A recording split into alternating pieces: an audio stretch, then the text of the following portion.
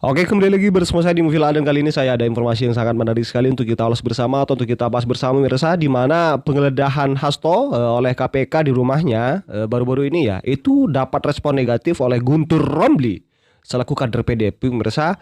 Katanya ini adalah bagian ya, katanya Guntur ini bagian dari pengalihan isu Jokowi yang masuk dalam daftar tokoh terkorup 2024 versi OSISRP pemirsa. Ya seperti biasa lah ya pemirsa, apapun yang terjadi itu tetap salahnya ada di Pak Jokowi. Bagi PDIP, yang mau nyalahin Pak Prabowo itu mereka kan takut pemirsa. Padahal penggeledahan Hasto ini murni karena Hasto itu tidak memenuhi panggilan yang dilakukan oleh KPK kok. Loh kok Pak Jokowi lagi yang disalahkan sekarang? Kok apa katanya itu pengalihan isu Jokowi terkait dengan OSISRP gimana? Apalagi OSISRP itu sudah mengklarifikasi loh Bung, ya terkait nama Jokowi yang dimasukkan dalam daftar tokoh terkorup 2024. Sudah diklarifikasi oleh OSISRP. Sama sekali OSISRP itu mengaku tidak punya bukti apapun. Masa kader PDIP itu tidak baca itu loh. Hasto dan Koni hari ini pemirsa itu lagi-lagi mengancam video terkait dugaan korupsi yang dilakukan oleh Jokowi. Katanya mau disebarkan kan begitu, punya rekaman katakanlah. Kenapa nggak disebar-sebar sampai hari ini loh? Kenapa cuma omong doang kalau itu memang betul ada? Ya walaupun saya memang pendukung Pak Jokowi Mirza. Oke, kalau memang Pak Jokowi itu betul-betul korupsi, kemudian ada rekamannya, ya tangkap saja. Saya akan ikut membahasnya juga. Ya tapi apa? Sampai sekarang kan kalian kan tuh masih belum menyebarkan juga atau memberitahu terkait rekaman yang katanya kalian sudah rangkum. Ayolah, jangan framing masyarakat seolah-olah kalian itu punya bukti. Tapi sebenarnya kalian juga tidak punya apa-apa, tidak punya bukti apa-apa. Kan begitu, cuma hanya omong doang. Ya kelakuannya nuduh orang terus loh, diminta bukti, jawabannya kan muter-muter. Ini kan juga tidak fair pemirsa. Dan mari kita simak terlebih dahulu ya terkait dengan pernyataan Guntur Romli yang muter-muter yang juga saya pun tidak mengerti apa maksud Guntur Romli ini loh. Mari kita simak terlebih dahulu pemirsa. Terima kasih. Mas Guntur, saya agak protes ini. Dikit-dikit di bawah Jokowi. Jadi ini mengkonfirm Jokowi fobia. Oh, Jokowi fobia. Jokowi fobia terjadi di PDIP. Dari maksudnya apa yang dialami oleh Mas Hasto, PDIP ini kan kita nggak ada bicara kaitan sama Mas Pak Jokowi. Hasto, terus dikaitkan dengan Jokowi. Oke. Tadi dengan OSISI RP. Pengalihan. Nah, sedangkan OSISI RP itu sudah mengatakan kita nggak punya bukti dan sudah mencabut itu. Coba cari di website kan nggak ada, sudah tutup. Kenapa itu yang dilaporkan gitu loh? Ya kan? Kalau ada masalah itu serahkan aja kepada hukum itu. Jangan dikait-kaitkan lagi kasusnya Mas Hasto ya dengan Jokowi. Ya kan? Ini tahun 2020 loh. Kasus ini. Baru rame-rame lagi, gonjang-ganjang lagi 2024. Kamu yang sekarang. Artinya ada sesuatu di sini. Kenapa KPK pada saat itu nggak berani? Karena itu masih dalam lingkaran kekuasaan. Ya Mas Hasto jelas mempunyai power pasti di situ. Ya kan? Jelas itu nggak mungkin itu tidak dilakukan oleh KPK. Makanya ketika KPK berganti langsung itu dikatakan Mas Yudi sprint. Karena ini jadi bahan gonjang-ganjing dari masyarakat. Oh KPK ini takut sama pemerintah. KPK ini yang dibilang independen enggak tuh. Kan seperti itu. Kita hormatilah hukum sekarang. Apa yang dilakukan oleh KPK itu kita hormati. Dilakukan penggeledahan seperti itu ya mungkin prosedurnya itu apa yang dikatakan Mas Yudi. Tapi tolong jangan dikaitkan dong dengan Jokowi dan keluarganya. Dikit-dikit Jokowi dan keluarganya. Jokowi fobia rupanya ini. Makasih. Tadi di mana kemudian benang merah Pak Jokowi misalnya di dalam kasus Mas Hasto. Seberapa bisa ia yang bukan presiden lagi kemudian mencawe-cawe? Ya kalau kita melihat apa yang disampaikan oleh Mbak Bivitri bahwa komisioner KPK saat ini adalah orang yang dipilih dan ditetapkan oleh Jokowi dan Pak Prabowo hanya melantik. Ya, kemudian juga seakan-akan dari banyak kasus yang ada di KPK yang merugikan negara triliunan, termasuk juga buronan yang lebih lama yang dari namanya Harun Masiku, yang namanya Kirana siapa itu? Timing kalau nggak nama partainya. Mbak Bivitri dipilih dan ya mengatakan mengkonfirmasi itu bahwasanya itu orang KPK adalah dipilih Jokowi. Bagaimana dikatakan dipilih Jokowi? Sedangkan itu dipilih di DPR RI melalui proses Betul nggak Mas Yudi? Melalui proses, yang pilih itu DPR RI termasuk PDIP. Ya kan bukan, dari Jokowi tinggal mengesahkan. Tok, oke sudah confirm semua, oke saya tanda tangan ya. Nanti ini akan ditayangkan di channelnya Refli Harun. Anda percaya dengan itu? Anda nggak percaya?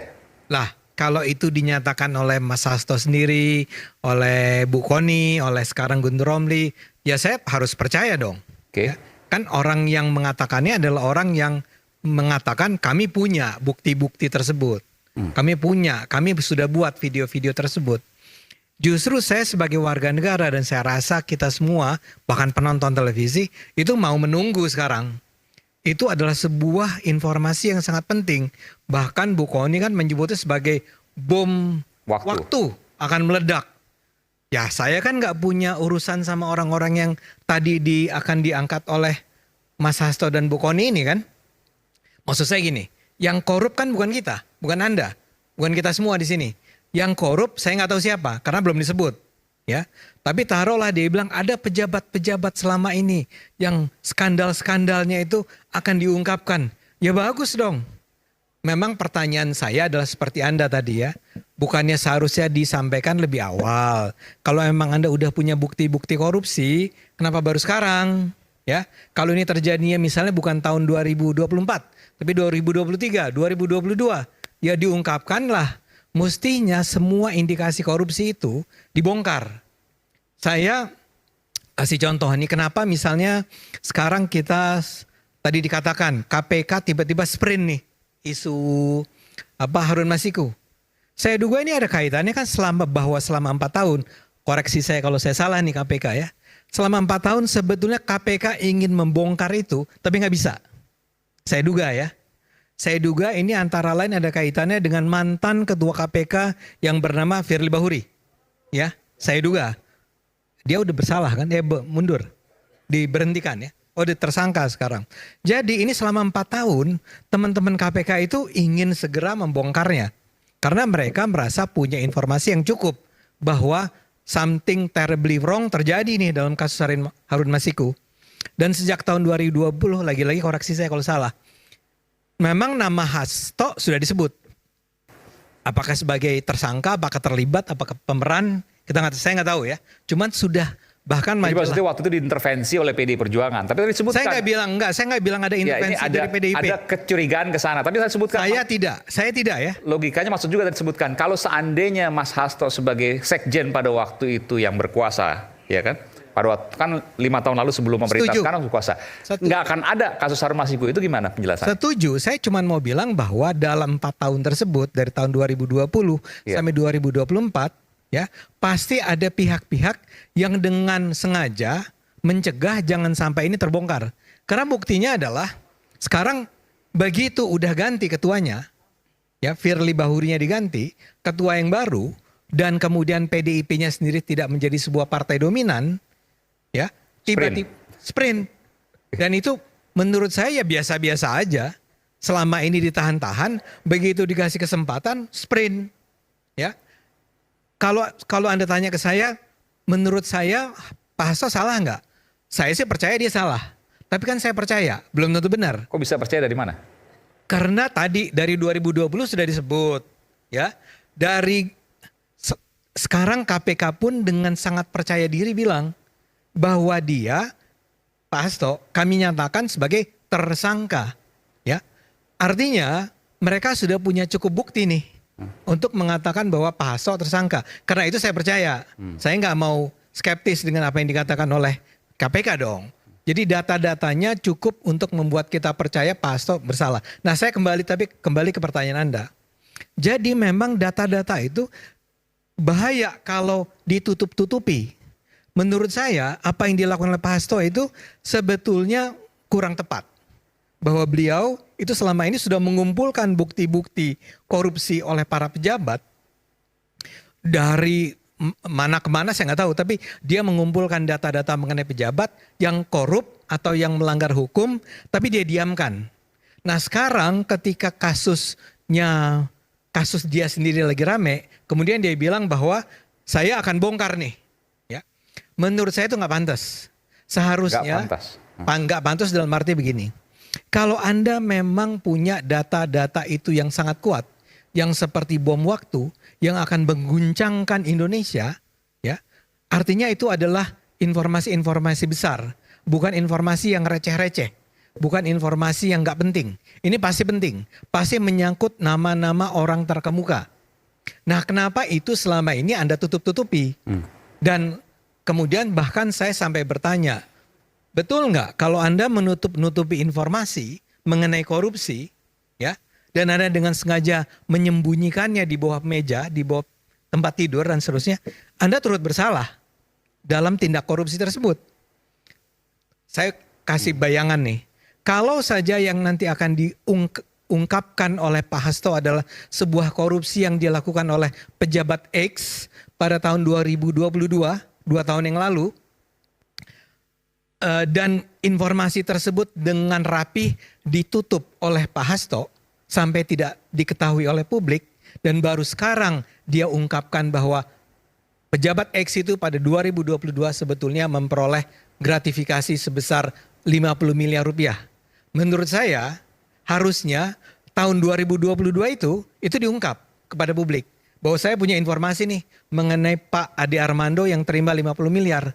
Jika tidak diungkap dan baru diungkap sekarang ketika ada kasus, maka menurut saya mungkin salah nih. Ahli hukum lebih harus bicara di sini. Kalau itu dia diamkan, dia akan bisa masuk dalam kategori orang yang terlibat di dalam menyembunyikan informasi korupsi. Dan itu adalah sesuatu yang terlarang dalam undang-undang korupsi. Nah, jadi saya ingin katakan begini. Saya sih sangat gembira kalau Pak Hasto, Bu Kony sampai berani untuk membongkar ini. Karena memang perang melawan korupsi yang harus dilakukan Indonesia itu sangat berat. Jadi kalau ada orang-orang yang berani membongkar, maka kita akan menemukan, oh si Pak ini ternyata korup, si Pak ini ternyata korup, partai ini ternyata korup. Ya. Maka itu akan menimbulkan pengetahuan publik tentang betapa buruknya korupsi dan bisa menimbulkan efek jerah buat siapapun yang ingin melakukan korupsi di Indonesia. Jadi saya sih termasuk orang yang menunggu sekali nih, tolong dong Pak Hasto segera umumkan kepada publik. Tolong dong Bu Kony, jangan ditutup-tutup. kenapa tidak dari dulu, kenapa baru sekarang, dan ada potensi Ya, seperti apa komentar kalian pemirsa, tulis di kolom komentar ya. Dan sekali lagi gue pemirsa, jangan lupa tekan tombol subscribe-nya biar kalian juga tidak ketinggalan informasi-informasi terbaru dari channel ini. Dan salam demokrasi dan salam NKRI.